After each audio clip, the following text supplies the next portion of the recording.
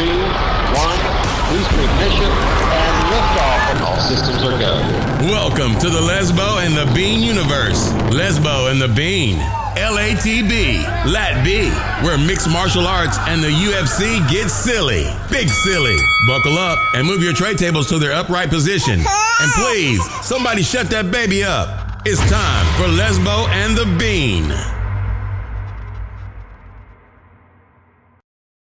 Welcome back. Episode 122 underway under a new format here at LaTB. We're definitely always evolving, and we're going to try out a live fight, compadre. Live. Coming to you semi-live. This has been an early morning Sunday Hamburg fight. Combate Compadre. Combate Compadre. I like it. So we've been watching the fights already over here on the East Coast as of 10:30 a.m. There's been a couple random-ish upsets. We just had Hadzovic over Hein. Split decision, 29-28. Always got to be a local judge. The punches landed. Here, if you're following the Bean, made a little money on Hadzovic as the underdog there. A lot of people had Hein expecting him to use that judo. But what you don't know is that Nick Hein is starting to be a shell of himself. You could really see the accumulation of the fight add up on Hein a lot more than on Hadzovic. The gas tank starting to fade, which used to be one of Hein's number one attributes, was him to be able to go 3 hard. You could really see him starting to not be able to pull the trigger. Hein, fade. Other big fade of the night so far. So, first of all, this isn't a new format. We're just practicing. We want to see if we can talk for the whole main card and see if we can break down the fights well enough to you that if we were to do a pay-per-view live stream on a YouTube or a Twitch or one of those kind of feeds, we'd be okay at doing it. So that is what this is. So it's a not so live fight companion because you're not going to hear it until after the fights are over. So we're not going to be able to give you live betting or anything like that. But hopefully if we're good at this and we're entertaining enough to ourselves or even in between fights, we can come at you in a more legit way in the future. So this is our practice run.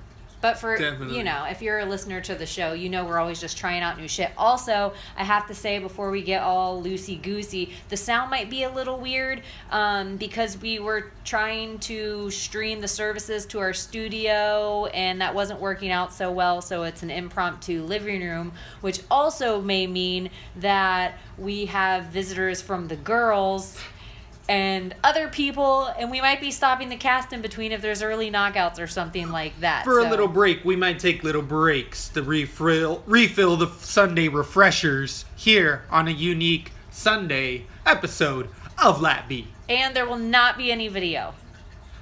Maybe I'll edit it in later. Maybe we'll get some photos. Maybe, but I can't promise you anything. No it might promises just be there. a gorgeous picture of Lesbo and the Bean. I wouldn't put money on it if I was betting. Oh, look at it.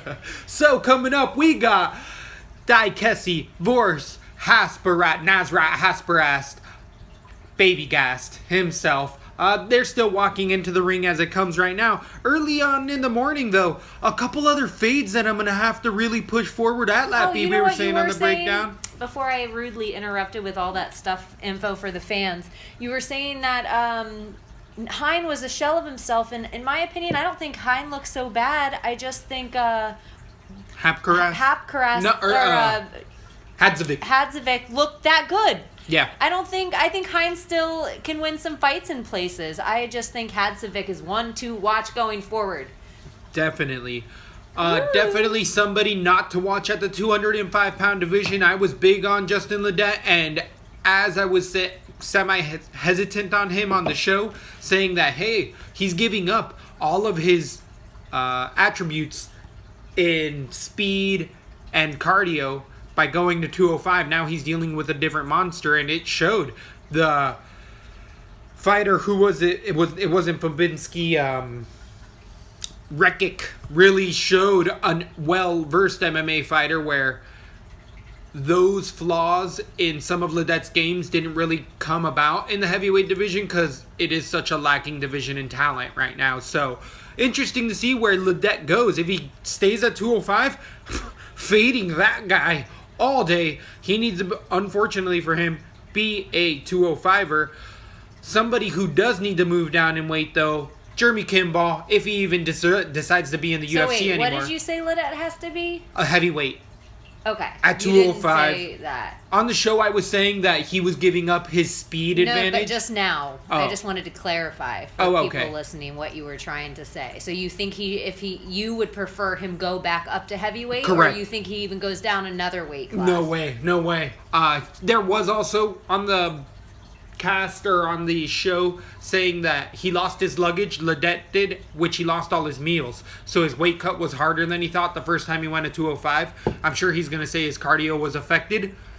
But without the cardio issues, the amount of grappling and takedown defense that just doesn't happen in the heavyweight division really accumulated very heavy against LaTB.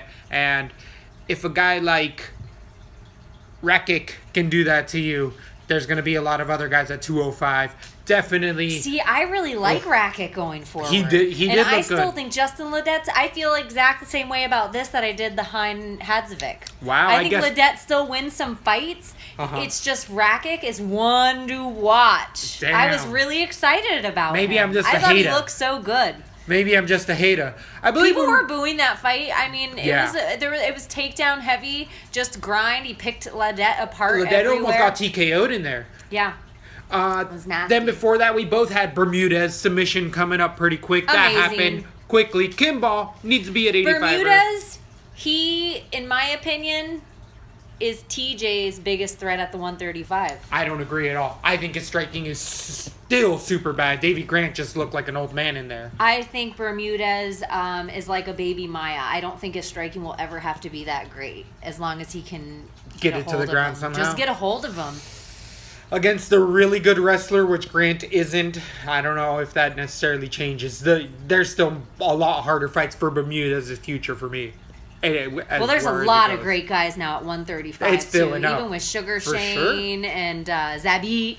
Yeah. No, wait, Zabit's 145, right? Correct. Yeah, but Sugar Shane's 135, right? Yeah. Yes.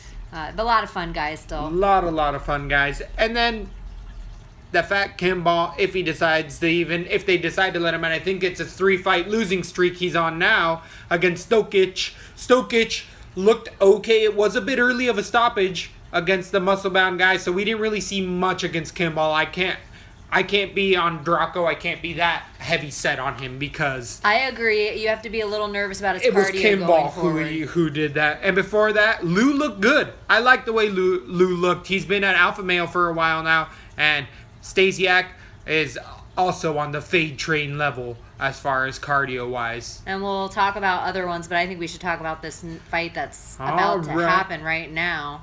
We have Daikesi versus Nasrat, Baby Gast himself, referee Thomas Broner. These guys are hyped, getting the crowd hyped. Daikesi shushing the whole crowd, jumping around half-assed. Other people have been noticing how much he looks like Gastelum as well. I've seen a lot of, hey, is that Gastelum fighting this weekend? And they're both You have to be crazy to not see it. Agreed. In the first 10 seconds, feeling each other out. Neither of them is decent leg kick by Hasparas. Inside leg kick against Daikesi. I need to figure out what's his first name. Nasrat? Nasrat. Ugh, it messes me up. It sounds too similar. Daikesi throwing a jab out there. They're feeling each other out. A lot of movement from Nasrat to the left and right. Lateral movement. Daikesi ends up coming in with the red mohawk. Do you think it's homage now that nice kick up the middle by Daikesi. Solid body shot on the inside. Against Dan Hardy, now giving up that red. I think he officially gave it to Daikesi on his first knockout in the UFC. Dan Hardy's announcing tonight, right? Correct. Body shot by Daikesi to the inside under the arm of Hapkaras. Brushes it off. Absolutely nothing happened. And a lot of movement. Ooh, spinning turn kick from Daikesi. Doesn't land. Are you kidding? We're going to have a roving cat announcer. Always likes to help. Make it a little more dramatic. These guys are really bouncing around, feeling each other out. fingers open for both fighters. There's been a couple fights where this has kind of mattered. Daikesi throwing that jab out, fingers facing directly forward. Hapcras also palming that lead hand. This is southpaw for Nasrat against traditional Daikesi. So they're just kind of touching lead lands forward, interlocking fingers almost at times. Inside elbow by Daikesi lands on Hapcras. Still the pressure by Nasrat. Finally getting on a bike, Daikesi moves around the outside of the ring. Ooh, body shot. He gave him the Ernesto Hoost left outside body shot to the right leg kick. Beautiful stuff. That is Dutch Kickboxing 101 by the UK star. Daikesi looks big in there compared to Nasrat. I agree with that. He looks bigger than he ever has. Straight right punch down the middle for Daikesi lands as well. Hasperat wears it well. Still keeping Daikesi's back against the cage. Nasrat's really been pressuring him forward the whole time, landing a 3-punch combination off the cage, smiling as Daikesi off of that, acknowledging he got hit a little bit. I mean, the pressure right now is going to Nasrat. The counter shots are going to Daikesi, but I've seen the guy pushing forward more so. I think more as I say that, Nasrat, in my opinion, but the shots all day go into Daikesi. Yeah, I guess I'm a little biased to that last punch, 3-punch combination, but the crisper counter shots have been coming for Daikesi. Landing that right over and over again down the middle. Ooh, body shot again, nice, but uppercut. Combination. Throwing a 6-7 punch combination, Nasrat, and 12 punch. Yeah. Knees to the body. I can't believe none of that hurt Daikesi. Absolutely, they did land. I am loving multiple punch combinations, regardless of who it is, where Daikesi's throwing 2 and 3 punch combinations, and Nasrat is throwing 7, 8, and 10 punch combinations. Daikesi's looking nervous, and he's not engaging. Hurt. He looks like he's running away. Was it like a 3 uppercut combination with a left hook? He looked like he hit him to the head, the body, and then he got 3 knees in at the end of the whole thing. He looks like he's doing that thing where he's grabbing the back of the neck and throwing an uppercut. Yeah. I was about to say the same thing for Nasrat. He's cupping that head and throwing that Dan Cormier uppercut. Daikesi. It might not have landed though. Agreed. It didn't look like it landed. Daikesi want nothing to do with a clinch, shrugging off Nasrat. Nasrat coming in with an inside leading uppercut with his right hand, straight left on the way, landing on Daikesi again. Daikesi's getting hurt with some of these shots. He's wearing it well. Going in heavy with like a 3-punch combination, all lefts, and then looking for the cup of the back of the neck with the right for the uppercuts. It's interesting. Daikesi's landing 1 to Hasperat's 4. These guys aren't messing around. No, this is a high-paced fight. Daikesi looking to get back in it before the last 10 seconds a little bit. They break. I definitely give that round to Nasrat. You have to give it to Nasrat by the end. Yeah, by the end of that, landed much cleaner combinations. Was again throwing 10-punch combinations, running a little bit forward though. I'm interested to see what the corners would say for Daikesi, because I'd say plant your feet on one of those and throw an elbow like you did in that first round as he runs in with those. You're going to eat those punches anyways. Stand your ground at one time, throw an elbow over the top. No wrestling at all. Neither of these guys are shooting. They're striking. This is an exciting one. I am worried about Daikesi's cardio going back into the second round. I think he was moving too much backward and more than he thought he was going to be moving backward for the entire fight. You got to give it to Nasrat everywhere. I think he threw more punches. Some of them were a little messy, but I'm just not worried about his cardio as much. He wasn't moving backward as much. I would agree. Evil Twin chiming in saying this is a great fight right now, and this is a hell of a scrap. This is a great fight. This is a hell of a scrap. You must be tuning in and watching it. This is why we catch everything, because from round these one, kind of fights. You got to move this in right now. Right now, it's sitting in the top 20 fights of the year. Just from the first round. I don't know about that, just because neither one has been too hurt. I'd say fight of the night for sure. Look at the fingers though on Daikesi. Eats a overhand right as we're coming into the second round. These guys are getting right back into the rhythm of a high-paced striking battle. Again, Nasrat pushing Daikesi more back, as you're saying, he's got some lateral movement, but eventually Daikesi just puts his back on the cage, and that's where Nasrat throws those 5-6 punch combinations. Coming in with a jab. Did you get poked in the eye? Were we just saying that? His fingers were out. I just said Daikesi keeps putting his fingers straight out. This should cost a point in our opinion. We think right away. So Not there's even a a break warning. right now. You know what your warning is? Right when you step into the octagon. You know that you can't put a finger in there. Nasrat getting a direct rake in the face and said that from the first round. He's saying, look at the replay. They're about to show it. Is what Nasrat's telling the ref. The refs come on like, wipe my eye. Here we go, Daikesi. Look at that finger. Saying that from the first round. It was a matter of time. These European refs. Because you know why? Replay's on tonight. They're allowed to use replay tonight. I love it. It's the new Again, rules. look at his fingers right now. He just completely coming back into that. Daikesi put his fingers out, trying to grab that leading hand. Eats an inside left from Daikesi is the Nasrat. local guy. Yep. Ooh, again with that Ernesto Hoost body shot to the body kick by Daikesi. Again, body left to right kick.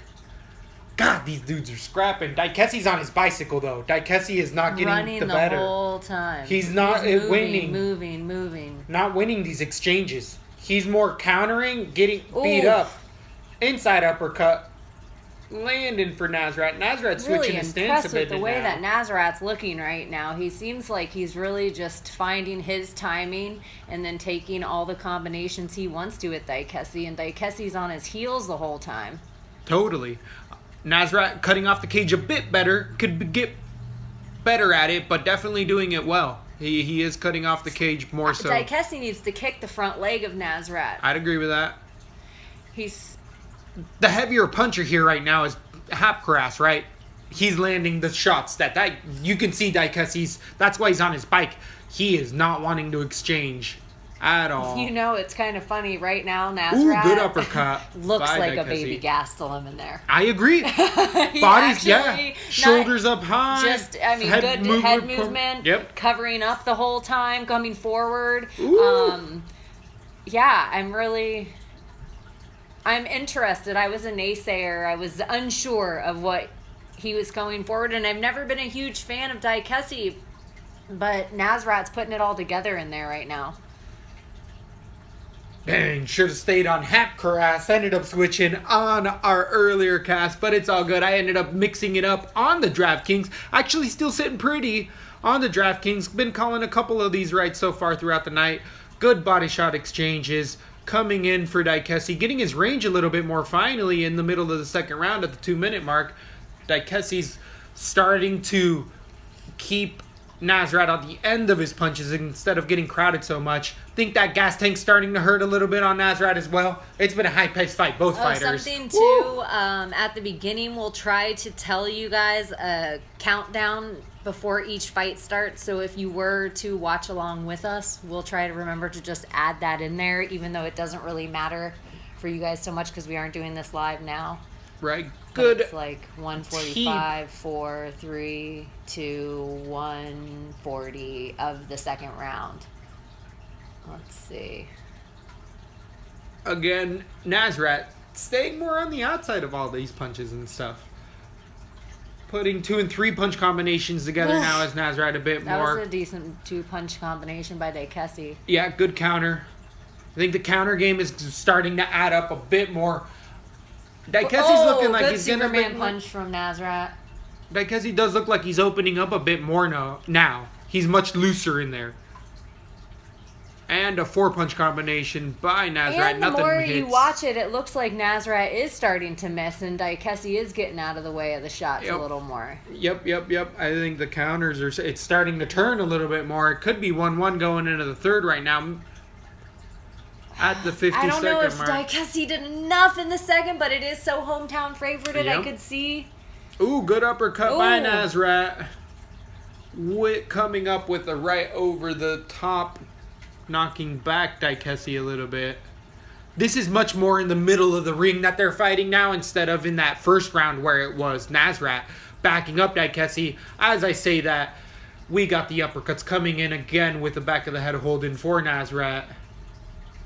Oh, that left that lands hurt him. hard at the 22nd That hurt mark Daikesi. for Daikesi. He's on wobbly legs. Nasrat doesn't see it. He now throws in 2 rights. Oh, hurt he's on the hurt. ground with He's 10 hurt. seconds 10 left. seconds left. Daikesi's barely holding on. That No. ref did in a bad position. Oh, that ref his needs to nose get is to the head. broken. Ooh, Daikesi's out. Oh, no, Daikesi's he's out. Oh, No, he's hammer fist not. landing. The bell saves him with seconds left. I don't think he was out at all. Oh, he's on his I knees. don't think he was out at all. hurt. Because he broke his nose Daikessi's in that hurt. first punch. Oh. I don't think he was out ever. Daikessi didn't even stand up. He grabbed onto the fence and was like, at a bar fight, if you see a guy grab the fence like that, you're like, he's out. He's out. Woo! Woo! Nazrat is picking a 2 rounds Nazrat. Yeah, easy. That could have been a 10-8 right at the last second because that bell saved that fight, that round. The bell definitely saved that round. Nazrat. Hakparast is a dangerous man. Yeah. Dangerous man He's at heavy-handed. 155. Heavy-handed. He could go down to 145 though, his body, but he maybe is a Gastelum where he would rather. I eat think some ribs. he's got them riblets though. He just looks like he's a wide guy, to me. I don't know. Daikessi might be Dunzi. He's had tough ass fights though. I mean, Dan Hooker, who was the other guy? He only beat Packlin. He's the gatekeeper. Here it I don't goes. even know. Oh, Ooh, his eye eyes is shut shut. on the right side for Daikessi. Daikessi. Oh boy, that's Tough the most fight. hurt I've ever seen Daikessi Mark in a fight? Yeah. Did Hooker hurt him before the submission or not? Maybe not. I've never seen him with a looking like he looks right now. Yeah, Swollen definitely. eye, broken nose. Hot press, ready to fight, looking clean. At the 4-minute mark. I'm in their game. Daikessi is much more tentative, moving right back to the cage, eating a left, straight down the middle is Daikessi. Moves to the It outside. looks more of the same. The Bone Crusher is really going to need to search for the knockout punch in all this. Oh, and as he throws a knee up the middle, Hapcrast reads it. Reads it well. Ooh, overhand left, almost landing for Nazrat. Uppercut lands for sure. I mean, those uppercuts are coming fast and underneath for Hapcrast. I think Mark Daikessi is going to get knocked out this round. I could see that happening as well. If we were doing a live cast and there was people listening in Vegas, Live betting. well, they're seeing the same thing. Yeah, they are. Ooh, with a beautiful judo throw. And on the break, he Who eats is that, a Ronda right. Rousey? Good takedown defense, actually, by Daikessi. A bit of the fence helped. The fence helped all the way. All the way. That would have been the hardest throw ever if there was no fence there. The people in the front 2 rows would have been dead. Ooh, good uppercut. Ooh, gum shield falls out for Hapcrast. You like how I call the gum shield? That's grody. Mouthpiece falls on right on the mat. Ooh, uppercut lands. Daikessi's out. It's over. No, he's getting eaten up on the ground. Hapcrast swarming. Uppercut landed. He just folded underneath it. Wrist control Now landing. by Daikessi. That is what you always say. Well, It gets guys out of danger so many times, whether it's Daikessi's punches. leaking. Daikessi's leaking bad. Look at the mat. Turning bright red. Ooh, is it his hair? Or his nose. I don't know, but that uppercut is again left straight lands as they get back to their feet for Hapcrast.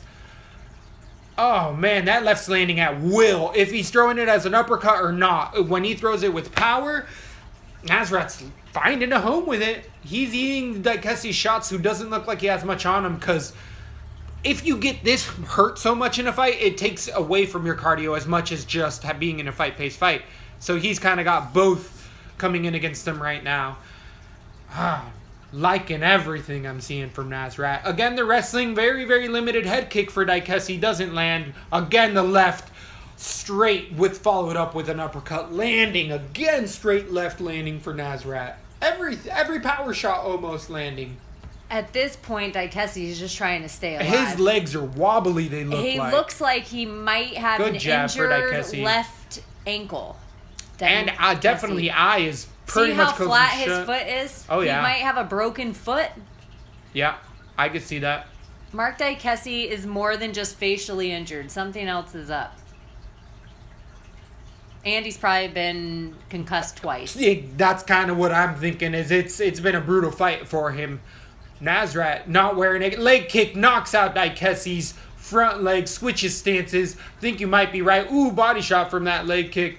Think you might be right though. There might be some injury to that leg. Totally. Maybe on one of those knockdowns like we saw with Dantes. Left it straight looked like down his ankle wobbles. almost curled Right. over. Something. That Dantes style where it turns underneath you because your weight is just limp for a split second. Again, that left has just been on point for Nasrat. Goes back to the leg kick to the outside. The southpaw Hasparat. Southpaw really been taking apart Daikesi in the striking this entire bout. Minute 19 left in the fight. Daikesi's just staying on the outside. Has Hasparat fought Dan Hooker yet? No. That's a good next fight. That's a good next fight for him. I think Hooker might have won a bit better with Bruno with his last fight, Burns. I think it would be a down fight for Hooker more than anything, unfortunately. Yeah. But this is definitely fun lightweight bout. I'm excited to definitely see where Nasrat goes. They've just been picking at each other back and forth. Daikesi's still alive in there. I mean, not giving up. You got to give him some sort of heart for that. But on a 3-fight losing streak, it does really look at the lightweight division with as many monsters as there is in there. Oh, these guys, what a war this fight is. For a shot for Daikesi, takedown mimicked in there. But really, it was just to keep Nasrat true no hate to to form. Mark Daikesi. I think he... That leg is hurt. Again, that leg is hurt. He is a warrior. He has to get straight left at again, least landing 2 for more Nasrat. fights. I think he's fighting under maybe 2 broken ankles. Easily fight of the night. Easily. Maybe so top far. 20 of the year. I don't know about that, but it's a good fight. The only reason I can't say fight of the year is because it was one-sided. I said top 20. Okay. I said top 20 of the year. I said that from the beginning. I just think people also, fights of the year are also relative to fame, which is a reality of it. There has to be, and not that these two guys aren't known, but man, they're not headlining fights anytime soon. Yeah. So. But I really enjoyed that. I really enjoyed that too. That was fun. I wonder if we can... And who else does he have? Like Tabora at the 155? I think Nasrat moves up from here. He definitely gets a fight. And Hooker fought so short ago. They both are on kind of the same healing. I'm over the rankings. I agree. The UFC rankings don't mean shit anyway. It's and money. Let's just put a good fight versus good fight and a good healthy heel schedule versus a good healthy heel schedule. This is where I'm starting to see a danger in the UFC model, and Bellator might take off and become the bigger company. I could totally see that. Everybody's saying on the Twitterverse that it is Baby Gastelum in there. Coming up the decided winner. Everything on Twitter affirming. I'm seeing all sorts of side-by-sides of them. And when they are next to each other, one definitely looks, Kevin Gastelum and Nasrat, like they come from the same father. There's a man out there that's just going around sleeping with women. He's like the Zorro of MMA. Was there the same milkman in Germany as there was in New California, wherever? Maybe he's the Don Juan. He's a worldwide Don Juan. He has a boat. It is funny. Too funny. He has a skin boat, and he likes to take it to Tuna Town. So... the next one, that was a decided decision. Everyone saw it. What about Trinaldo? Baby Gastelum versus Trinaldo. I love that fight. Absolutely love that fight. And if he's worth it, which all those shots look like he was worth it. That's a great call. It'll be a relatively fast fight, so he's not going through a whole bunch of wars. I see that. I like that totally. We haven't seen Trinaldo in a while now, have we? No, I think it's been a little while, for sure. Right. What else? What's next on this? Next one, we're going to have Hot Chocolate versus Assad.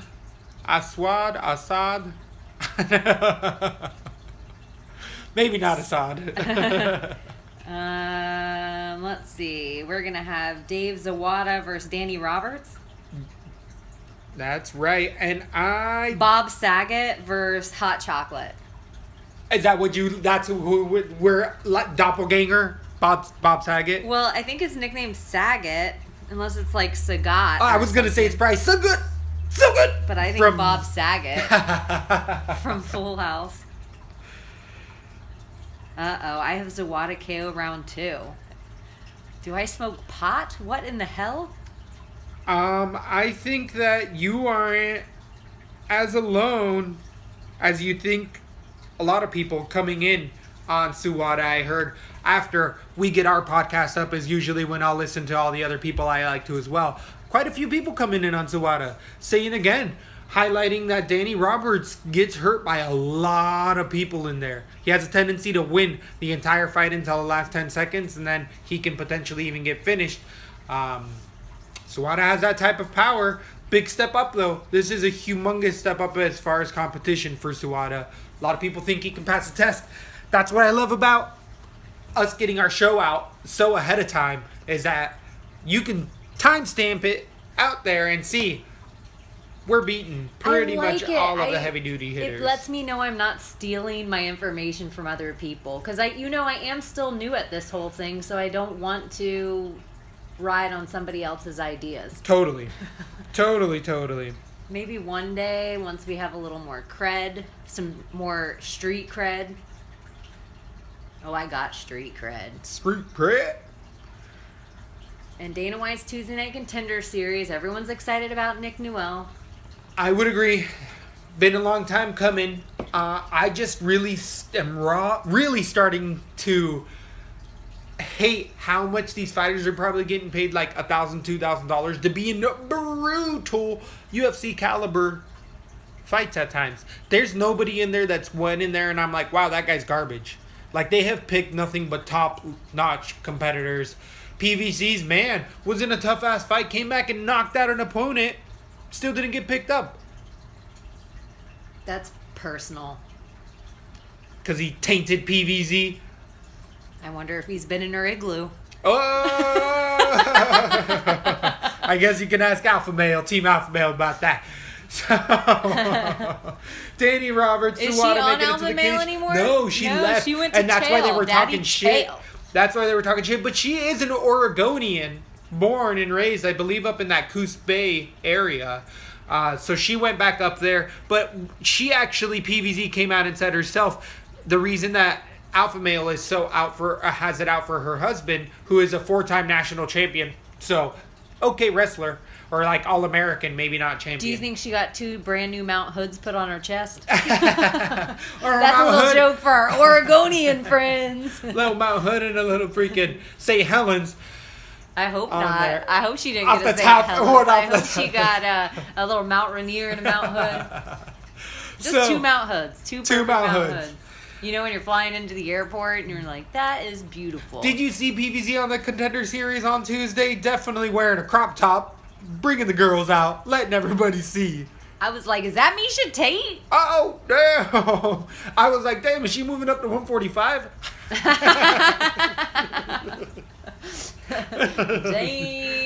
Damn.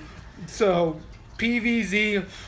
I'm so Fun ruckus. excited about this. Is just because of commercials on the television. I'm so excited about LeBron James going to the Lakers. Oh, I couldn't give a shit about basketball.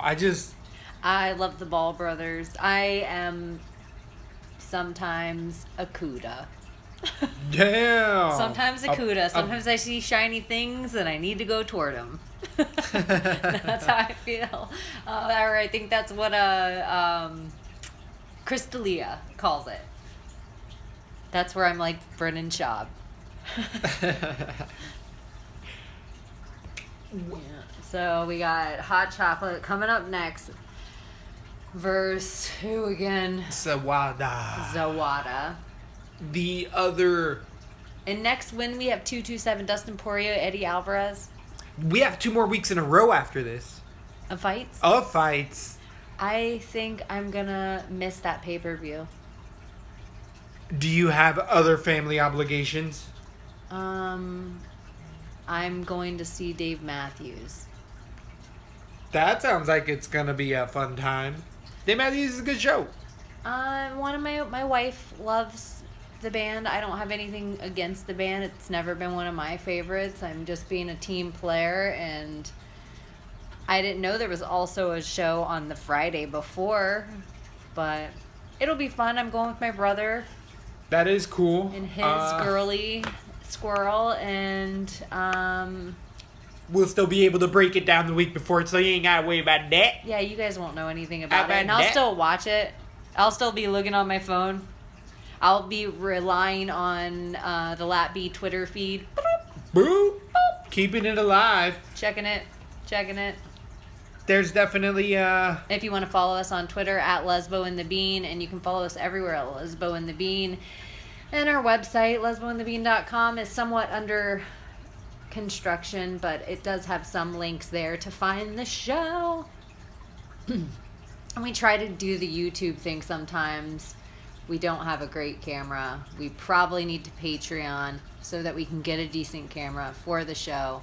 But we don't want to ask anything of you guys yet until we have like 200 hours of content, so we can be like, what?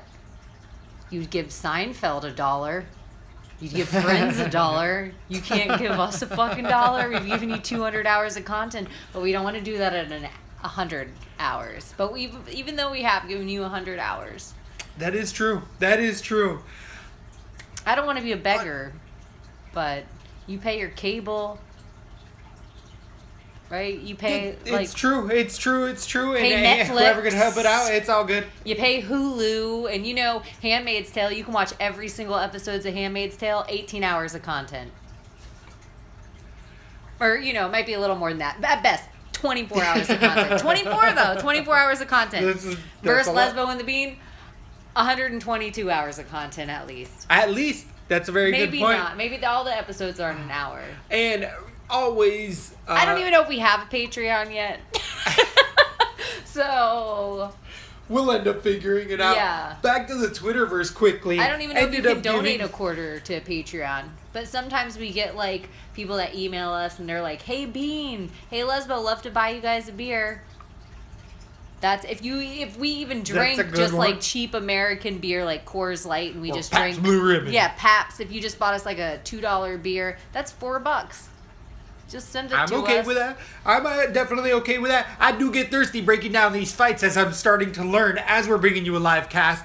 Both of the fighters now in the ring, Bruce Buffer, finally touching gloves All with right. these mofos. He's tying off my.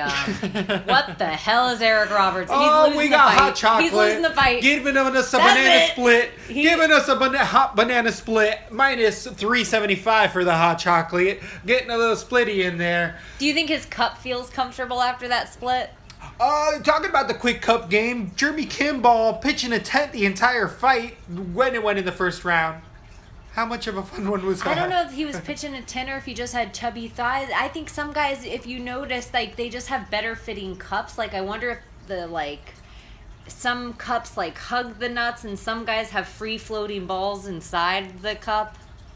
I think everybody has a different cup. Yeah, they definitely do. Now coming in to the round, hot chocolate throwing an immediate jab in there. 4 minutes, 50 seconds. Both of them throwing a leg kick at the same time, landing at the same time. Zuwada pushing forward. Hot chocolate getting the range. Zuwada Woo! lander.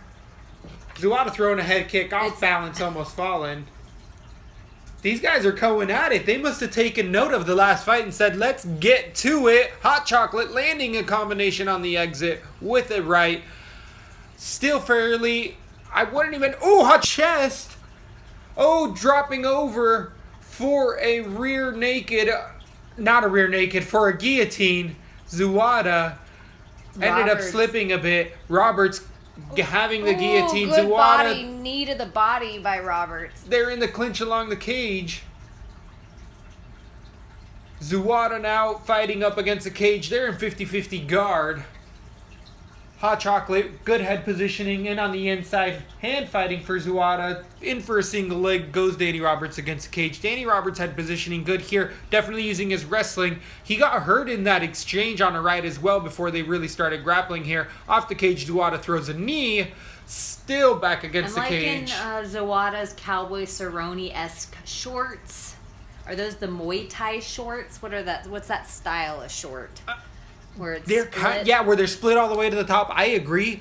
But when they are split that high, almost to an extent, I'm like, why don't you guys just go freaking good head reap from the outside to Zuwada to get back into Why don't you go range. full Misha Tate skirt? Or just the shorts. Right hand lands for Zuwada again against Roberts. Roberts wears it okay.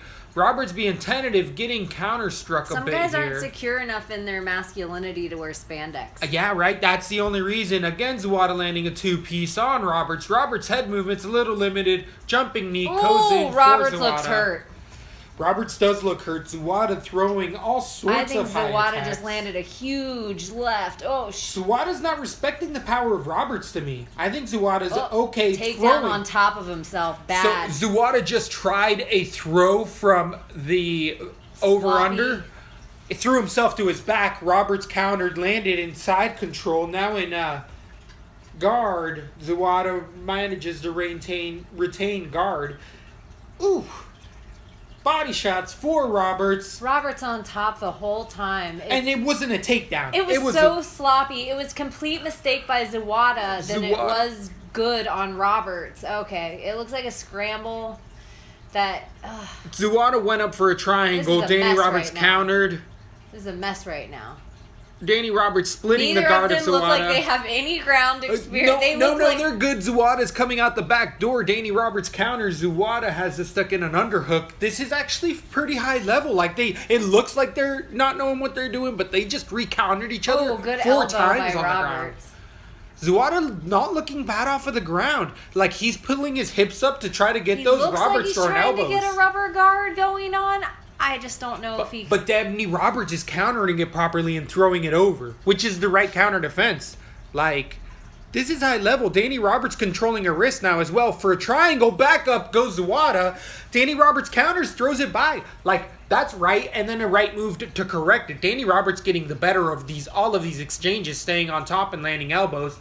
Again, Zawada goes right for the triangle, pushing that wrist back. Roberts standing on his tripod to stay out of that triangle. This is how Roberts wins the fight. On top, ground and pound, just accumulate it. I think Zawada doesn't respect that power of Roberts and is decidedly winning this strike. Roberts now chilling out for a bit in that 50 guard, or what is that, the quarter guard, leg in to a half guard. Roberts really just looking to position up and throw elbows. And why not? He's accumulating with just about 30 seconds left in the first round. I mean, this is a decided... There wasn't an official knockdown in there, correct? It was only Roberts getting hurt. Now landing elbows at 20 seconds left. No, Roberts got really hurt, and it was just a really sloppy Zawada takedown that got Roberts on top of himself. Yep. And then... Bad throw by Zawada. Got him on his back, and then it's decided. Goes for the armbar with 10 seconds left to Zawada. It's in deep. Danny Roberts sitting back. The bell is going to save him. Danny Roberts was in trouble with an armbar in the final seconds. I'm still going to give that to Danny Roberts due to the last 2 minutes of ground control. But Zawada, we'll see. It's the gas tank. Now the gas tank really starts to play a role. I'm not liking how hurt Roberts gets in his fights. And that's been something that we all have seen for a while. So out of live dog in here. Live dog. This is an exciting fight. Exciting fight. They're going at it. They're definitely going at it. They keep showing the Dominic Cruz, Daniel Cormier. When are we going to see Dominic Cruz again? Did he have another surgery not long ago? Wasn't he supposed Bunch to of fight fights a fall out? Slayer? We got commercials going on for the 1 minute.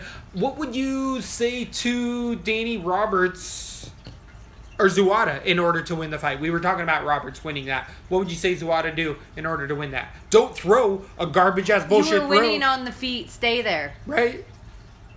Eat those punches. Danny Roberts. Round starts again. Round Both starting, guys touch touching gloves. They're feeling each other out. Roberts back to the cage. Zawada pushing forwards. Danny Roberts throws a good garbage knee. head kick. Zawada's all over it, landing 3 punches and almost a knee on the break. Danny Roberts staying on the outside. Again, Zawada's a man pushing forward. Zawada throws a teep to the inside. Danny Roberts returns with a head kick. Zawada again pushing forward. Danny Roberts eats a left and almost eats a it knee. right on the chin. A stiff leg. Stiff legs. They're brawling. Now Roberts wants to take him down. Clinching as Roberts in there. Loses a clinch battle. Danny Roberts to the cage. Single leg for Zawada. Why are you going to take him down? Single leg, but he is on top. Zawada is on top here for a guillotine, potentially going for Roberts, but it's garbage. Roberts is just giving up position here. Zawada putting his chin to pulling him down, pulling his hips down. Yep, pulling his hips away from the cage and definitely dominating now in a dominant position. Zawada also trying to trap the legs. A lot of high-level grapplers starting to do this. Roberts up to his knees, back up to his feet. Oh, garbage throw lands this time around. Neck. Over, really. under it. That was definitely a belly to belly. That was a risky throw. He had very limited control. He used the body lock, did Zawada, to get it there. I think that's what he tried to do last time that got Danny Roberts right on top of him. That's a very risky throw. The transition in mid-throw, you need a very good grip that isn't slippery, and that's why it didn't work for him the first time around. Danny Roberts reverses the ground transitions. I think he gets his head out. Zawada's trying to go for a guillotine, but it fails him, and now he's on his back. With 3 minutes left in the round, Danny Roberts has proven already that he can stay here for the rest of the fight. He showed it. It's kind of crazy to me. Zawada was winning everywhere on the feet, so unless he's hurt somewhere that we don't know about or just doesn't feel as comfortable there as we thought, I don't know why he keeps doing this, because it was his decision both rounds now to put himself in the danger with that throw, zone of with the grappling, being just in Danny Roberts' ground and pound. Do you think Danny Roberts landed some of those shots? I mean, he clearly did land some of those counters, but again, the fighter we see being hurt is Roberts. Roberts is the one who stiffens up and is in brawl mode and then clinch mode because he's losing them. Zawada off of his back, just getting, again, elbowed into position. Zawada going for a knee bar, transitioning, splitting the legs. Roberts moving his hips over, getting back into guard. Zawada with his hips on the feet. Being active off of his back is Zawada, but it's not enough. Hot Chocolate being able to use his wrestling to just win position battles right now. Not even the strikes adding up. It's just Danny Roberts positionally systematically breaking down the guard, trying to get side control.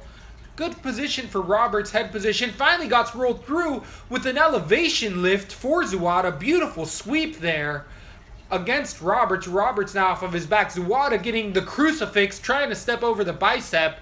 Look at that wrist control that Zawada has here. Beautiful ground transitionings. I mean, maybe Zawada just was like, this is high-level ground stuff. Danny Roberts had a good wrestling game plan in the first. Zawada, again, putting a knee on the bicep, incredibly painful. That pins your arm down. Underhook for Roberts against the outside. Roberts showing it. Look at his face. Look at Roberts. He's talking to him just kind of like, ugh. Mouth breathing. Zawada goes for a guillotine that's trash. Gives up his back control. Fucking trash guillotine. Why do guys do that stupid shit? This is again the low level of grappling in this fight. Bad guillotine, gives up, again, full top position. There was no reason for Zawada to go for that. Danny Roberts on top now, again, breaking down I don't get it. I don't get it at all. I think both guys are just taking a little bit of a rest here. They're taking a breather before the second round. We might see something once the clap, clap, clap that both guys are going to try to do a scramble and win it, but Zawada getting back to his feet, pushing off of the hits against the cage to Roberts. Knee here, or Roberts' elbow on your way out. And it looks like Zawada wants a guillotine again, right? Like now he's cross-facing. Roberts tried to do a single Roberts leg takedown. looking gassed. Like Rear naked choke, crossface coming in. Crossface for Zawada with 10 seconds left. No real danger. Hammer fist landing for Zawada.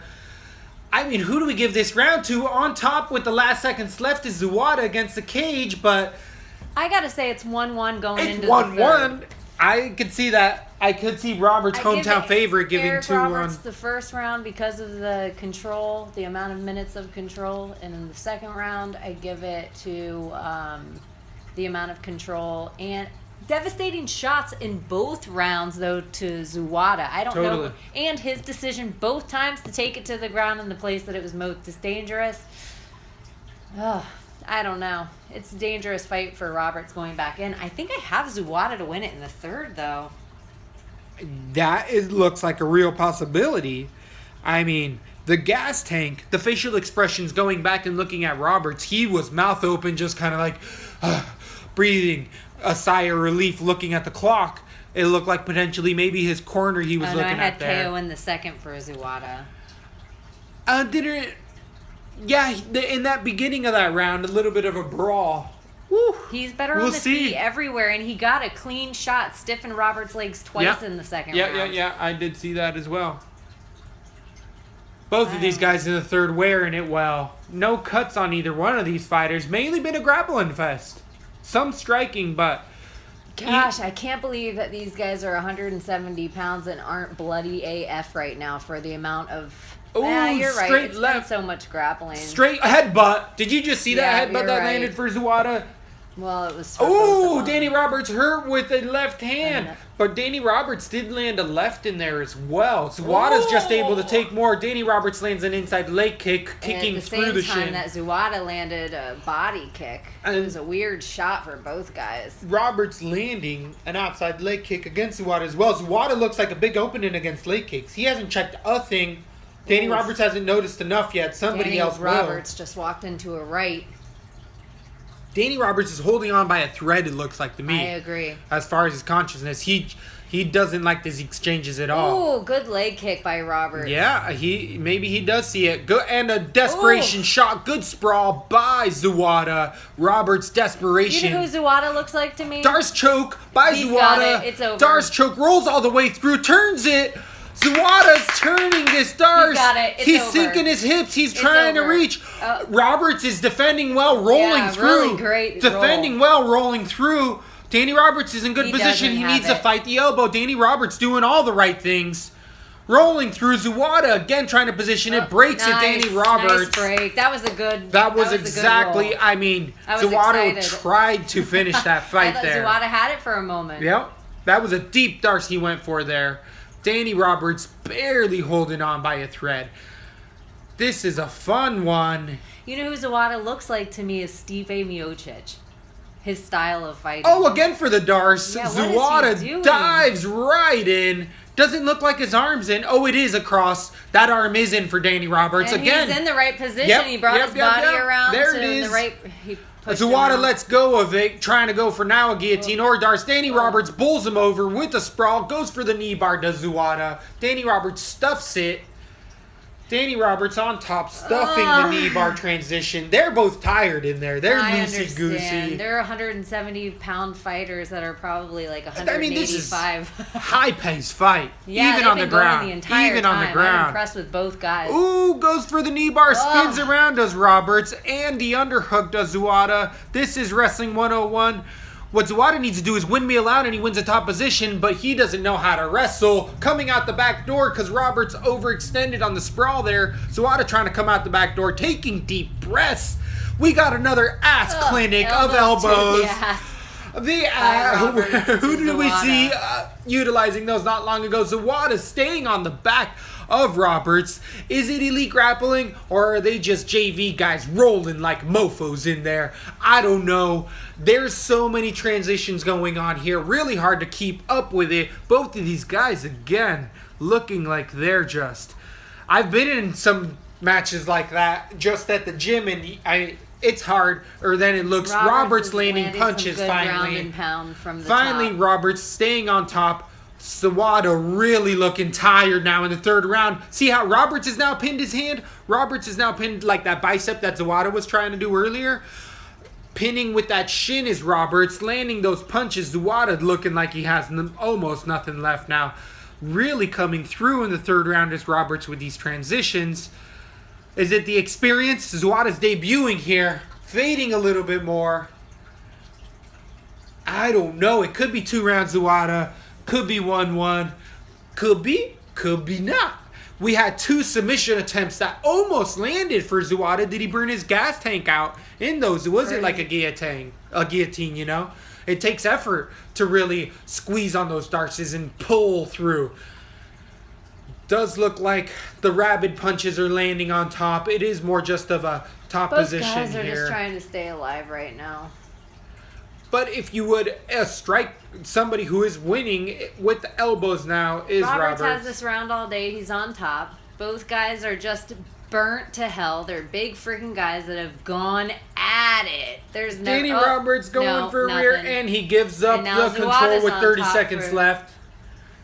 Roberts giving up his back. It was also...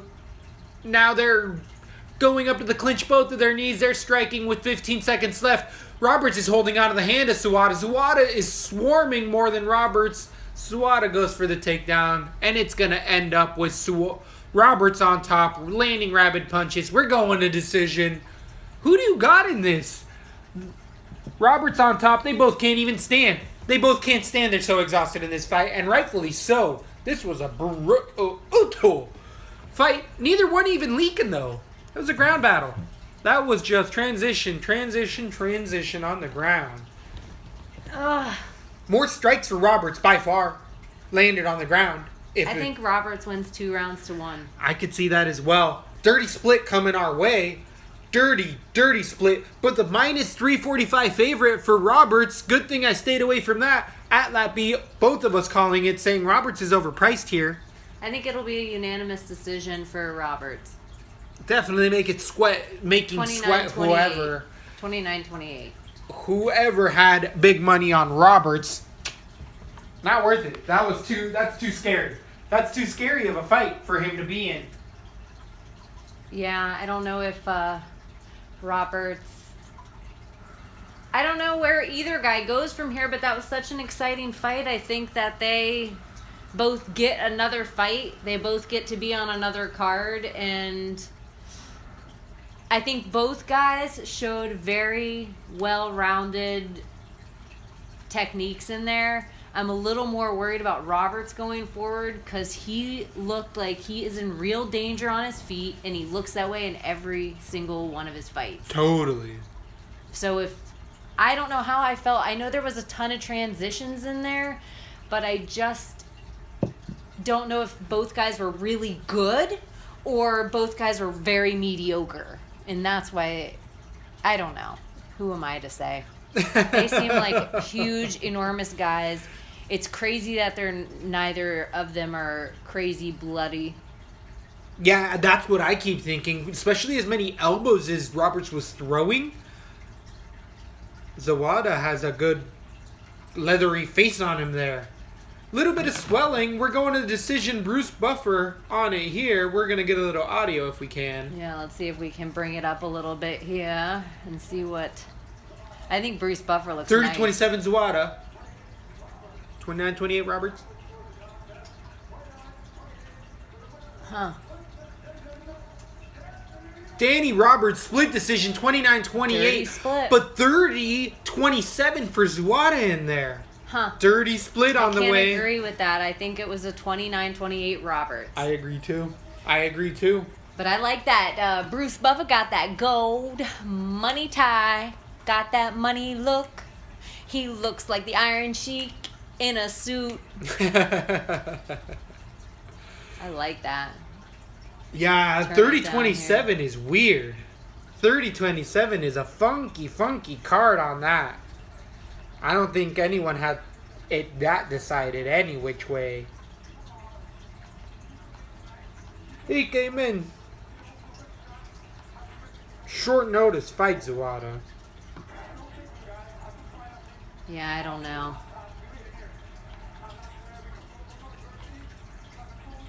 I liked Zawada. I thought Roberts got caught a few times in that fight. I know he just called out someone there, and I have no idea who it is. I gotta turn it back down. My head doesn't even work with... It doesn't, yeah, it's hard to get it all going. My head can't work with their audio going, too. On the UFC. And then they got that... You got your shirt on just like they have. The exact same. I was thinking that earlier. Whoop, whoop, whoop, Is that the lazy design? Yes. Is that they're just like, pull out the old design and throw it on a shirt because we can't come up with another... The UFC Orlando design ain't bad. It just looks like University of Michigan. I don't know. I sure do like Dan Hardy. I think he does a good job. I agree. You guys know I like Dan Hardy. Definitely a fan of the announcer. Yeah, where do you think Eric Roberts goes from here in the 170? Danny Roberts, where would he go? Who's going to be a fight? He's coming off of 2 wins now. His nickname should be Pretty Woman. Burn City coming from Lesbo, not liking any Danny Roberts. No, just because his last name's Roberts. Julia Roberts, his brother. It's been the running joke. So not Pretty Woman, Pretty Man? If you're secure in your masculinity, just True. go with it. True. Dum, dum, dum, dum, and walk into that song. Pretty Woman. Boom, boom, boom, boom, boom, boom, boom, boom, boom, boom, boom, boom, boom, Pretty Woman. Yeah, What about Danny Roberts, Neo Magny? 170, both long gangly. that's a good fight. Both are a little mildly chinny. I would say much more so Roberts. I wouldn't than know who to Magny. pick to win, and that makes it a good fight. There it is. That's how I feel about there it. it is. We haven't seen Magny for a bit. I wonder if he's been out for a little while. He's got a good gas tank on him as well. Roberts looks like he was hurting in that 3rd round. I think I would kneel. Do you want to see Kneel. Zawada again? Lean kneel. I like Zawada in there. I think Zawada can beat a lot of other guys. Saget? Bob Saget? Sagat! I definitely think a short notice against Danny Roberts, who's had multiple fights in there. Zawada looked way better than I thought he was going to look. So did you end up going with Tabura or Struve? I ended up staying on Tabura. Struve again. It's that chinniness. Is that who we have on deck? That's the next fight. Skyscraper Struve. Did you have Tabura the whole on? I believe I had Tabura the whole time. Yeah, just because, again, that skyscraper. I did change, though, one of my fights. I did switch it from Altazar, like who's he fighting? Miranda? Oh yeah. I might have not. No, I might have don't not think you switched ever that. had I never Miranda. had Miranda. I hated Miranda. I don't think you ever. I can't believe Alvarez Poirier. Dope. That's a fun one. That's a fun one. That's You know a what fun I fight might card do? coming up. And I feel like Dave Matthews is like meow, meow, meow, meow until like 2 a.m. These mother effers are gonna one be song playing. goes on for 30 minutes. Meow, meow, meow, meow, meow, meow, meow. Yeah. Crash into me, baby. Is that Stone Temple Pilots? Is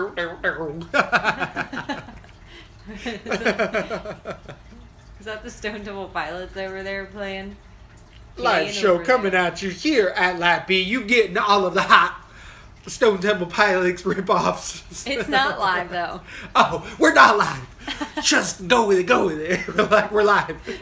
You seem like you feel the intensity like it's live. I know why. I do. I'm trying to just. You're be like oh. Howard Cosell in the fight. Like, it's okay. You don't have to tell him about every punch. Oh, okay. You're like, it's getting ahead of me. I can't keep up. It's okay. You can just be like, so and so's taking over right now. They're laying good 3-punch combination. Every detail's good. A lot of details, but you don't have to give them every one. I feel like it's like they used to play back in the day baseball or even football on radio. Like, you gotta tell them what's going on. I Yeah, know, they but gotta baseball, know. it's like, pitcher warms up, throws it, and there's a hit deep into left field. Woo. The catcher runs out, catches it. You know, it's not a whole bunch. It's not if you had to say, he's running left foot, right foot, running left foot, right foot. That would be so hard. That would be different. I mean, a lot of it's good. And you do know a lot about it, and they don't give you a lot of time to talk about it, but there's going to be some boring fights, too. Oh, yes. We have had a couple good fights, though, this night. Yeah. There has been really some good freaking fight. scorchers. They're showing highlights now of Shogun Vellante. That, I actually backed off a lot more than I thought I was gonna. I had Anthony Smith heavily decided, and as weigh-ins went on, it's just, I guess on the other shows I listened to, Shogun always has a puncher's chance. Shogun is tough, and Anthony Smith does get hurt in there. He's one of those guys that's in that Danny Roberts kind of range. Like, he'll get you out of there. At the same time, he'll get dropped to a knee in a lot of fights. Lombard. They're showing a highlight of who Anthony is this? Smith just has some brutal leg kicks. He has good power. Does have good power. And he's a young guy. With a shit ton of fights, though, right? He does have a lot He has of like fights. 30 something and But his 10. face looks like that of a fighter. You know that one conspiracy show or the one conspiracy photo where they show the CIA agent in the background, and it looks like he has no nose, and they're like, "Look, CIA alien guarding the whoever I know what it you're was." talking about. Man in Black. Man in Black. No, that motherfucking Anthony Smith, his day job. That's Anthony Smith from the side. I swear to God, look at it again. Look at that photo and you'll be like, I think Stefan Struve could totally be an alien. an Anunnaki, one of those giant Nephilim mofos, right? Like, I feel like it's a horrible thought, but you can almost see the scary soldier in Stefan Struve. Like, isn't he just like a super soldier? I don't know. I don't know if he's proportionate, though, to me. Look He's at that one of guy. those guys that's gangly. He's Tim Sylvia to me. I just imagine him in a uniform coming in as the head. There's 6 guys behind him, and he's like, "Get your things. You and your family will get on this train and head to the camps." He just looks like one of those guys who was so tall and gangly, like he never ever gets his feet under him sometimes, where someone like, who's that big strong man? The Mountain? Like, he's proportionate and big, where you're like, oh, I could see 3 guys on top of that guy, and him just walking forward because he doesn't feel it. The Mountain. He's barrel-chested. Yeah. Where I Stefan don't Struve think is Stefan like, Struve is really necessary. He's not greatly proportioned well, but he's not the worst proportioned guy for how tall he is. who's the worst proportioned guy? In the UFC? Yep. Oh, let me think about that one for a minute. There's a couple of little... Who would come off the top of your head doesn't have to be your hardest. Worst proportion. Nate Diaz, baby. I like I He's don't got think some he's weird the worst. proportions. He's gangly. Yeah, that's why I'm thinking. gangly. So I'm thinking worse and gangly. That's where where I come in. Gangly fighters are bad Well, the proportionate first to me. the guy that came to my head was Roy Nelson, but he's not in the UFC anymore. So I was like, oh, I have to rethink Back this. off of that one. Gosh. And is it per weight division, I guess? Yeah, and some guys just have okay bodies, even though they're weirdly... does John Dotson have a weird body? He's got some long arms. Kelvin Gastelum, he's got a unique proportion to him. He's like He's just a little, like, long chubby. arm, barrel chested as He well. doesn't bother me that much. I think he's all right. Who else has some unique body proportions? Rose Namajunas, gangly. She got them spider legs. She walk into a room and you'll be like, ah, Slender Man, Slender Woman, come in. It's just Rose Namajunas and Nick Diaz walking in together saying, what's up? You got slender people. I'm going to have nightmares talking about this cast. Who's fighting next? Stefan Struve, Ty Bura in the heavyweight division. See, they're so desperate in the heavyweight division. That is why I believe you'll see Ledette. Or, Back in the heavyweight division, right? Or they're desperate at 205 too. The US. If Ledette, dude, you look good. You made a good photo. Tell your kids, tell your wife that you made it at 205. Put a little weight on, homie. Fill out a little bit more muscle. You will make a run at the heavyweight division. You might not be a champ, but you sure as hell will barely hang on to a contract at 205. As you were saying, though, Rakic looked good in there. Looked like a fucking murderer. He was in there. Slayer in there. Shred, hardcore body coming in there. I'm excited about him. Like, I don't think it was a walkthrough fight going against Ledette at Ty all. Bura could go to 205, but is a top contender at 265. Right? Like, if he wanted to get a diet, look at those. Look at them boobies. He could be at Look at that 205 belly. for sure. 205, but no, let him throw leg kicks to nobody at the heavyweight division. Stephen Groove's going to be throwing some knees in there. Thank you. But there's a Dunlap in there. You got a belly over the top for Tybura. Same with Derek Lewis. He could go to 205, but guess what he gives up? Power and speed, where he has power and speed at the heavyweight division. Where Steven Struve is all a bit of 265, he has to cut because he, again, is a skyscraper coming He in could under... never make 205. Exactly, never. He's Look a real how big of heavyweight. the distance that is. 25? To the ground? No, from heavyweight to 205. Yeah, Stefan Struve's crazy. He's a legitimate to a heavyweight. He's a an guy who will alien. never, where we have those intermission guys that are at that 240 that could cut the 205. 32 years old is Tybura. God, Steven Struve, 6'11" and 5 inches. Sometimes they say 7 foot even. What do you? Whatever. He's a big mofo. 84 inches, is that John Jones's reach? I think it's pretty close. But think John Jones, Stefan Struve. Let's get to it, baby. John Jones, get clear, motherfucker. We got to get to it. John Jones at heavyweight? All day. But we've been saying that on LIVE for John Jones fights the winner of DC Brock. John Jones fights anybody, anywhere, anytime. This is my scary prediction.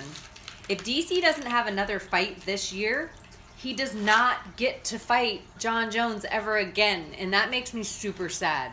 I could see that. Totally. Because he says he's retiring in March regardless. Good for him. He's had a long, worn career. We are, though, coming in to the heavyweight bout. Bruce Buffer in there talking down both of the fighters, highlighting Tybura as we speak. I am going to back off of the commentary. You ain't going to get the whole play-by-play this time. Maybe we won't need it that long. The heavyweights could go to decision. Could be a first rounder. If it goes to decision, this is going to hurt. Hopefully. The Bean has to breathe. Take a little break in there. Again, still learning and evolving. Who we got? Mark Goddard. A rough ref in there right now. Mark Goddard always likes the local hometowner. I don't think we have one in Germany. Or wait. Is it Tybura? Is he the local? I don't know. Ish more? Struve's Poland, right? Polish? No. Skyscraper is German. Oh. No, he's not. Is he? I don't know. I could look it up, but It's too late now. The fight's It's too kicked late. off. Stefan Struve lands a leg kick. Tybura answers. You know, we always talk about it with Stefan Struve. He never throws enough leg kicks, in our opinion. Agreed. Tends to hold that head high, and Stefan Struve staying with the leg kick on the outside. We love this right now. If Stefan Struve utilized more leg kicks, no one could ever get inside on him land on that chin. Head kick for Struve almost lands. So Struve coming in with his range game, never been utilizing his length as much as he potentially could by using those legs. Lands a jab to Stefan Struve. Tybura wears it well. Stefan Struve is wearing the split shorts as well, and he already looks like his tight pants are curled all the way up. They look so uncomfortable. Direct takedown for Tybura off of a leg kick from Struve. Tybura holding good head position. Right now is when Struve's is most dangerous. They're both dry. Stefan Struve can climb up that body high. He's putting both of his... He has a butterfly guard in right now to Stefan Struve, and he's been known to throw up that triangle quick with them long legs. Look at those legs. Look at that. Struve is a monster on the ground, even off his back. Weird. Yeah, he can grab Controlling that the wrist of submission right Struve. now. Look at how he's controlling the wrist. Stefan Struve going in for a high guard now. Tybura just landed rabid punches. Look how little Tybura looks compared to Stefan Struve. And Tybura's on top. He looks like a kid on the ground with his dad. Yep.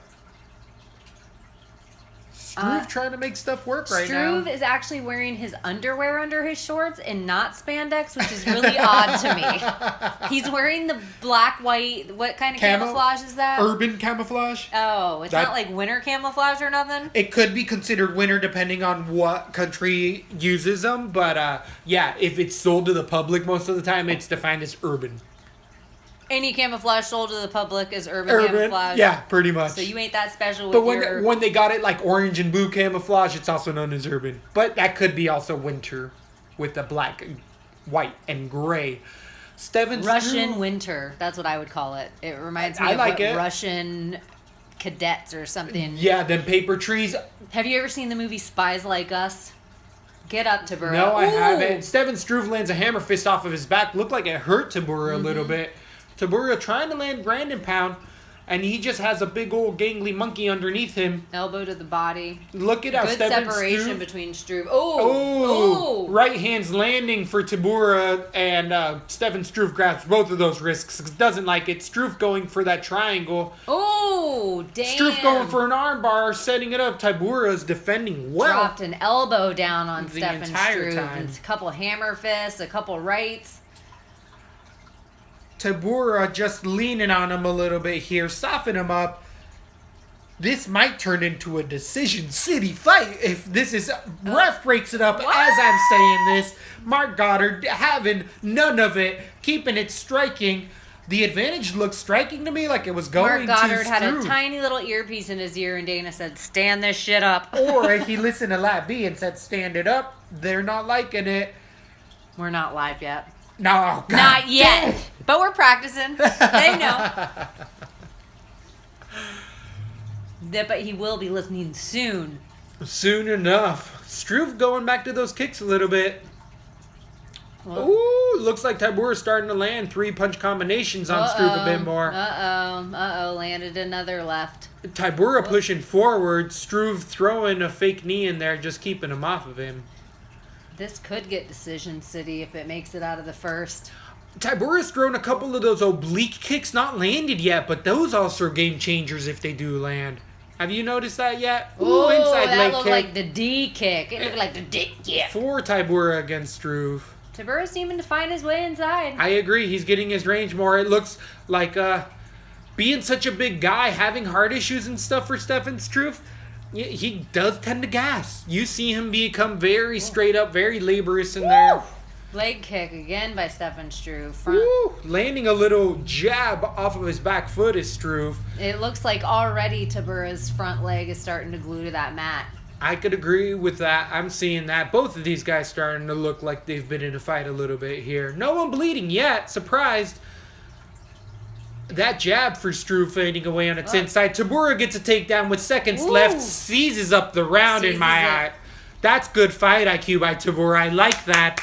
Like to see that from fighters at all point in times. Tybura is really growing in the UFC. Really, really growing. He used clinched to stay it. Yep. He clinched that round for sure, and you got to get through Stefan Struve. Got to. He is a gatekeeper for that UFC contract in LaTB's point of view. If you kind of look at where this division sits, and I could be totally wrong with even my weight classes here as I say this, but no, I think I am wrong already. Alexander Gustafsson is at 205, correct? Correct. Yeah, never mind. Gustafsson at heavyweight. Let's do it, baby. Let's go. Yeah. All of it. It doesn't matter. You can mix those up. Or it just tells as to how much we can have multiple divisions in there. We need to have a 205, 215, 225, 245, 265. Give me all those weight classes. The thing that WME needs to do, and I hate to say it because competition is the key to success. Oh, we can just move. The fight's about to start again. Tybura breathing like a madman, and they're looking at the camera like a serial killer. Yeah, you're right. Struve looks more hands relaxed. on his hips. Struve looks like his hands on his hips, touching gloves as they come. We've seen out. Struve though in 5-round fights and stuff. True. Have we ever seen Tybura in something like that yet? He's too new to the UFC. Struve's been in here since he was like 21, 22 years old. Being 30 years old. It's crazy how long the skyscraper's been in there. 1-2s, just kind of feeling each other out at the beginning of the second here. Struve just throwing 1-2s, not really looking to throw more than that at this point in time. Does Struve ever throw more than 1-2s? No, not really, actually. Throw a leg kick, body kick, head kick for shit, Struve. that'll break your arm. Tybura blocks it well. That'll knock you out of the octagon. Yeah, he blocked it completely. It's just the amount, like if somebody Still hits with the big guy. Yeah, if somebody hits yeah. you with the tree, you're still like, oh. For sure. Struve's starting to put Moving like a snail. slower combinations together for sure. Moving like a snail. And it looks like Tybura's wanting to jab to the body now a bit more. He's throwing singular strikes in there, but they look like to be more, I'm going to wear you out a little bit more, Struve, because he sees what we see. Wear this mofo out. Did you just see the cage bend on that he's shot? He's going to pull his back out. Woo! Tybura landed the double leg takedown, drove all the way through against the cage. That cage almost broke in half. These are big mamma jammas in there. It's weird that he's not wearing the spandex and he's wearing his underwear. Reebok must have just the worst. We talk about it all the time, but how ill-fitting their clothes are. Totally. Let each fighter know get their weeks own ahead of garments, like in whatever. Even if they had to put a Reebok logo on some part of their thing as the sponsor, cool. Let them pick out their own. The clothes. tough thing though with a lot of these guys that I have seen a problem with, and it just happened earlier on in the fights, they were talking about losing their luggage with Ledette's meal plan. If these guys lose their shorts all of a sudden, they have to wear Walmart clothes in there, and it's happened before where guys walk in with swim trunks because their bags are in custom somewhere. Well, this guy's in his underwear. Yeah, to an extent. So. Toes in the fence for Struve. Mark Goddard all over it, saying, keep your foes out of there, breaking the action. No time called. And it's stopping the fight. Are they going to post time? Time's still going. Mark Goddard deciding not to do anything about the time. Usually there's a time stoppage in there. Mark Goddard just warning the fighters. And it really, what it did was mess up Struve's chance to get that armbar. He almost had it. So at 2 minutes, 25 seconds... Tybura is in full side control because Mark Goddard decided to get on in there. Struve losing the position. And those are not spandex. Those are underwear. And so the position he might lose is ball slippage. Well, we might see a full frontal if we get lucky here. Hogwatch on full effect this week. If you haven't been on the LATB Twitter feed, you haven't seen the breakdown, heavy-duty breakdowns we've been doing of McGregor. Yes, we had to get that soundbite in. The McGregor is in full frontal fashion. Fully wrecked effect? Well, yeah, I don't think he's fully wrecked. He's just mildly chubbed. Yes, and I definitely... But he got out of the Irish Sea, and the other thing I was thinking is the Irish Sea is cold. It's so true. He was looking good for a cold dude. Oh! Front kicks lands! For Struve on the break, they both go to their feet. Struve lands one of those big feet, and it didn't go to the chest. It went right up to the chin. Tybura shoots directly to get into the cage because that hurt Tybura. Tybura eats a knee, partially blocked. Tybura's looking like the punches are wearing on him. Struve lands a heavy right as well. Tybura goes back to that shot. Whoa, Struve looks like he's winning this round all of a sudden with two hard punches and a knee. Struve bloody as hell. Yeah, he's Struve definitely bloody leaking. as hell. Elbow to the back of the head for That's Struve. illegal, right? Hell yeah, that's illegal. But that was to the back of the head if I ever seen one, right? I don't know if it was to the back of above the neck, which is not any better. It's in my not opinion. illegal there either. So we got these guys pushed up against the fence here. Struve looking for elbows with his back. Tybura desperate for a takedown. Want nothing to do with the striking. Another takedown. Big takedown for Tybura. That sealed him the round again. Great fight IQ for Tybura here. Great fight IQ. Loving what I'm seeing. He definitely got his... And picking up a guy like Stefan Struve. You crazy as hell. You're gonna slip a disc, homie, but do it after the fight. Do it after the fight. And we said it could go to decision if it got out of the first, but I think one guy could get knocked out in the third. I would agree with that. This might not go to the judges. If one guy doesn't get knocked out, I think that Struve's cup, dick, or balls could fall out. I would put, if there was a parlay bet on that, or maybe the trio, if I could bet on Struve getting knocked out and then his dick and balls falling out after, I would put $1 on that to win like $27. That would be more. If you got a trifecta parlay like that all on one guy, that might be worth more. Modelo. I ain't giving you free advertising. What are we doing? Oh. That's subliminal messaging. I wish I could turn a black screen on for the commercials.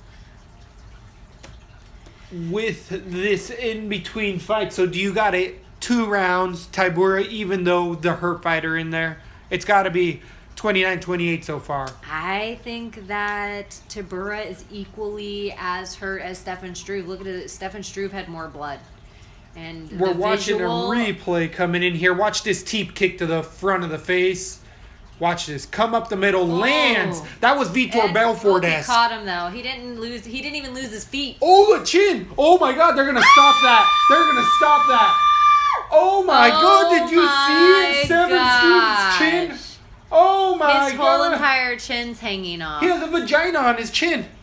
Oh my. He just turned into Uriah Vader's cousin by law. He's got a butthole prolapsed on his goddamn chin. Oh my gosh. Steven Struve's got another hole on his face. Denial River. Right open. His tongue is gonna come right out of it. Yeah, right through it. His mouth guard's gonna come through it. These guys are just... Is that from a headbutt because he's so tall? I don't know where that happened, but that is not... That's why he was bleeding. Yeah. That's where all the blood was coming from. All of it came from. But it looks like it's stopped now. Both of these guys staying at range right now. I don't like this for Tybura at all. I'm really surprised Tybura is higher ranked than Stefan Struve. I would agree with that. I thought Tybura was... these rankings of the UFC. I don't even want to talk about them. True that. Here, it looks like actually Struve's got a good gas tank under him. Both of these oblique kick for Tybura. Oblique kick lands. Struve not liking it, looking like he's picking up his foot a little bit more now. Tybura again just mimicking that. Stefan Struve picking up that leg, throwing it. Dick kick looks like it landed. We just got a question from MMA Mania, not to interrupt the fight. Yeah, let's keep going. What do you think of Goddard inserting himself into the action as Struve was attempting the armbar? Are you sure this isn't live? Are you sure this isn't live? 100%. God damn you, Goddard, you son of a bitch. We told you gotta watch out for him, and it's the truth. Mark Goddard likes to be in there. He, at times, makes some great calls. Right now, not so good. There was multiple wrong facets in there as far as not stopping the time, breaking the action. Struve could have gotten in a beneficial position, and again, the other refs need to tell Goddard, like, hey, dude, come on, man. You messed this up. This could have been handled differently. These guys are still just at range, picking at each other. 3 minutes left in the round. Decision City. At any point in time, these heavyweights can land, and right now they're just kind of slapping hands. Stefan Struve, inside leg kick. Nothing on it. Oh, that cut. I still am thinking, that was so... It's one of the gnarlier ones. I'm sure the pictures are going to be around. I'll be retweeting it for sure. Hard leg kick for Struve lands. I'm surprised he hasn't been throwing those more. 3-punch combination for Struve. Tybura hasn't even attempted a takedown here. I don't know. Is Tybura's front leg numb AF? He seems like he's hopping weird. As I say that, Tybura goes for a at-the-waist bent double leg takedown. Doesn't land. Struve reaps it off. Struve now with his cage second takedown attempted. Struve tries to reap it. Now he's sitting back into it, spreading them legs in defense. I think it's a matter of time till Tybura gets his takedown. As far as Struve's moving, yep, sucking his hips back.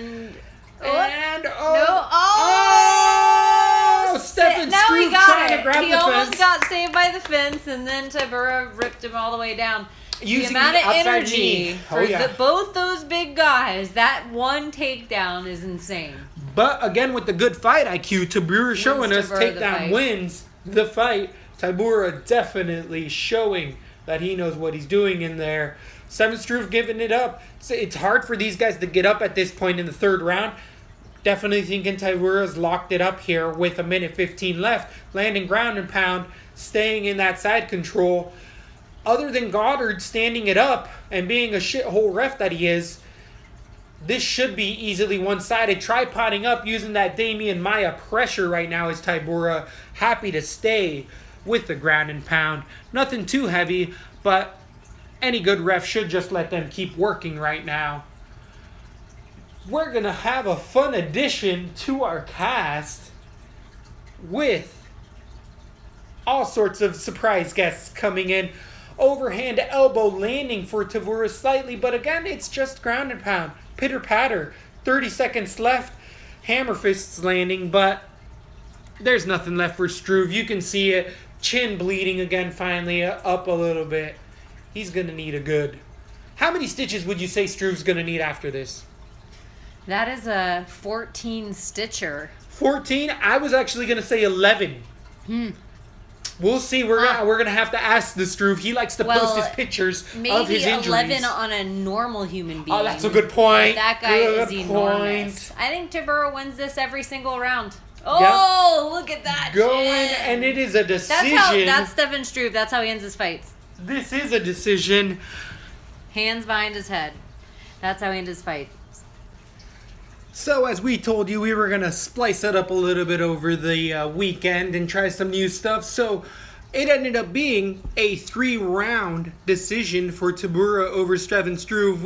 That everybody saw down the line. Got a little hairy, as in just time scale when it comes to UFC caliber. The win for Abu, I don't think that looks at all that good because Miranda, as I was saying on the show beforehand, shouldn't be in the UFC too much longer anyways. I agree, but the one thing I will say is Azatar in his speech, he did say he was feeling, he kind of said what Usman should have said when he said he was at 30%. He said, I just was feeling a little sick all week, and so I really pushed myself as hard as I could, and I'm so sorry that it wasn't the kind of like normal win I'd want to give you, but I really gave it my all, and he was proud of himself, I guess, that he pulled through because of how sick he was all week. And so, in broken We'll terms. see. We will see. Definitely there were some sloppy transitions in and amongst that fight. That above the gas tank were some of the things that really didn't look good. And so even though good. you guys might not be able to tell it's cut and edited, we might be stopping it sometime in between, but we had to come back at you for Corey Anderson versus Teixeira. Glover Teixeira, they're walking him in as we speak. Bruce Buffer giving us the breakdowns. We have a 38-year-old against a 29-year-old. Number 3 in Glover Teixeira minus 170 favorite. A lot of people see Teixeira getting this, and I gotta say, it's everything I've heard since our last cast was nobody can trust Corey the Chin Anderson. I mean overtime. I mean Beastin 23-15. Whatever you want to call him. Speaking of overtime, so, going into the 3rd round, we're jumping around a bit, and so far, to me, it's looked like Corey Anderson has really turned that wrestling 2-9, and is completely, as you were saying here off the cast a little bit when we realized we're off air, that Corey Anderson has completely changed his game plan, isn't striking, and even striking, he's been getting the better of Glover Teixeira with the uppercuts mainly. Hurting him with the right and the replay. We are in between rounds into the 3rd. That leg up. Corey Anderson, though, overtime, the new nickname, really kicking in here. It is a number 3 versus number 9. Corey Anderson is coming in right now, but this has happened to Corey Anderson in other fights where he's won 2 rounds solidly and then gets night stiffened up and goes to sleep. But this is a higher weight division than those fights were, and Glover Teixeira does look like he is starting to really slow down in there in his older age. He's really wearing it way worse. And it's been a long time since we've seen Glover stiffen up the way we did in round 2. Right. Starting into the 3rd and final round, Corey Anderson landing an overhand right at 4.5 minutes left in the fight and pushing up Glover Teixeira to the cage. Glover Teixeira stuffed maybe 2 takedowns in the 1st round, and since then hasn't really been able to stuff much since this last current Very one where true. he's stuffed. So that's why I would say Glover Teixeira's been hurt in the 2nd round and taken down in every single round so far. There hasn't been a ton of time of control for Anderson with the takedowns because Glover's getting right back up every time. But you were saying in the 2nd round as Glover doesn't seem to break. He keeps putting himself in dangerous circumstances with it where he needs to stay on the feet more, where he stays in the clinch. He needs to get out of grappling situations at all costs. But even if he gets out of those breaks right now, he's losing the stand-up in my eyes, in our eyes. Corey Anderson's been landing jabs, hooks as well, and if He's there's been a hurt the fighter, uppercut more. If there's been a hurt fighter in this fight, it's been Teixeira, not Anderson, even a bit. I guess Corey's been picking him apart everywhere. Yeah. He's still in talks, or maybe he just looks that much better at light heavyweight. Maybe this is his division.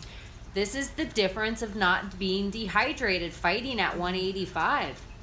He did fight, I believe, Manawa at light heavyweight as well.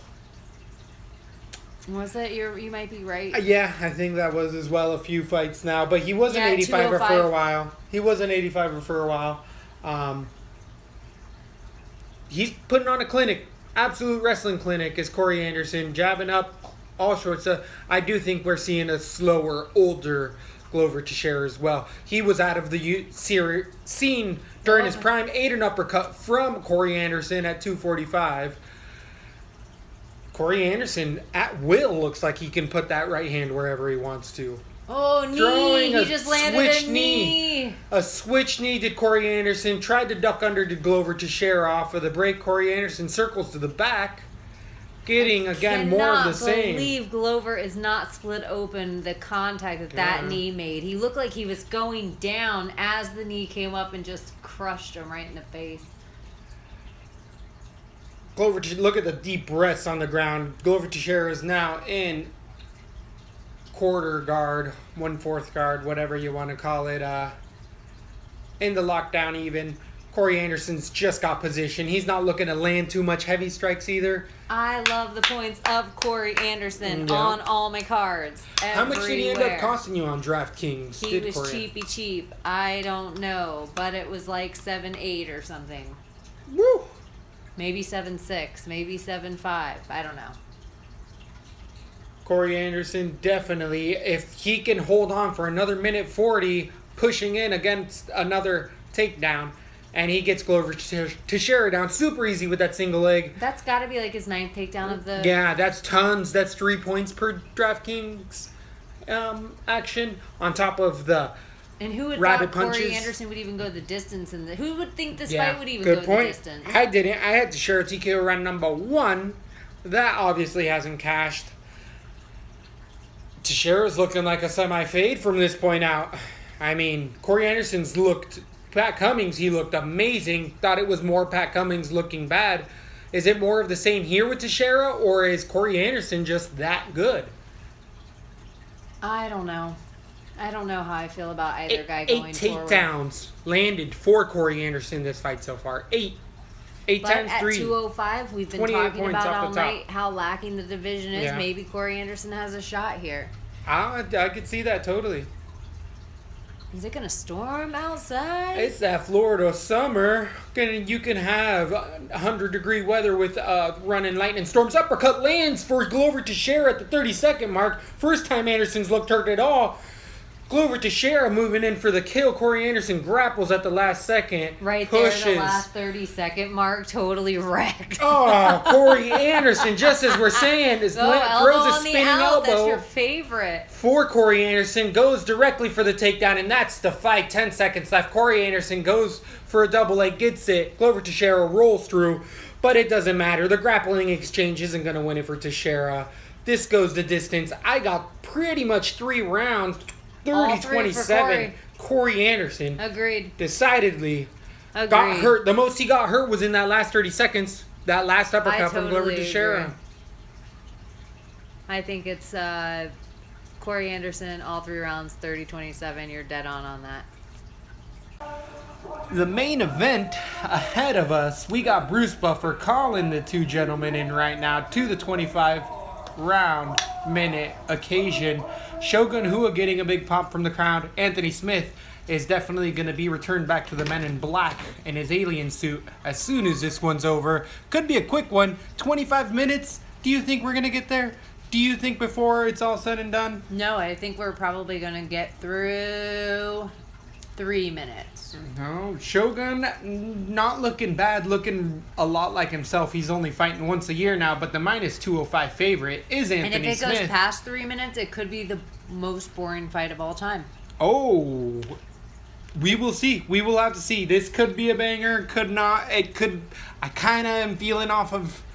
I was on Shogun again, and now I'm feeling that this could be a Rashad Evans, Anthony Smith all over again.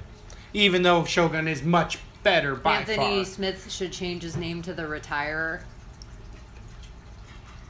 The Legend Killer, for sure. There's been many of old guys that we've curtailed already in our show that it's been Anthony Smith able to get through on it.